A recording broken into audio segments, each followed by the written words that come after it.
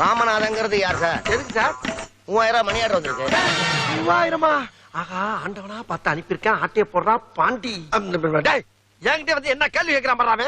இவரை பார்த்தா ராமநாதமே தெரியல உனக்கு? அவர் வீட்டு வாசல்ல குத்துக்கள் மாதிரி வந்து உட்காந்துருக்காரு.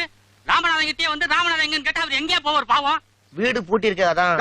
நான் பூட்டை போட்டு புறப்பட்டு கிருகிருன்னு வந்துருச்சு உட்காந்துருக்கேன். அதுக்காண்டி என்கிட்ட வந்து ராமநாதன் என்ன அர்த்தம்? ஊருக்கு புதுசு சார். என்ன பண்ணலாம் புதுசு? இவனாச்சும் கொஞ்சம் கோவக்காரையா? நானா கொடூரமானவன். இப்ப நீ கேட்ட கேள்விக்கு என்ன கோவம் இருந்தா போஸ்ட்மேன் போஸ்ட் மாடமா இருப்ப நீ. அண்ணே விடுங்கண்ணே, அவன் தான் புதுசுட்டான்ல. எங்கே கேள்வி பண்ணும் கொண்டாயா? கேட்கிறான்.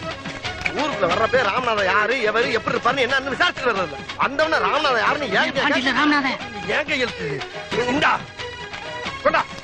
என்னங்க ராமநாதன் போட்டுருக்கீங்க? மணி ஆடுக்கலாம் அப்படிதான் போடுவேன். அதான் எனக்கு சென்டிமெண்ட். போ டிப்ஸ் உனக்கு சப்பாரி டிப்ஸ் கிட்ட பிச்சை எடுத்துக்கிட்டு இருக்கு. டிப்ஸ் இவளுக்கு எல்லாம் கறிஞ்சோறு போடுறது. நம்ம ஒரு ஹோட்டல்ல போய் பிரியாணி சாப்பிட்டு சில்பா செட்டிங்க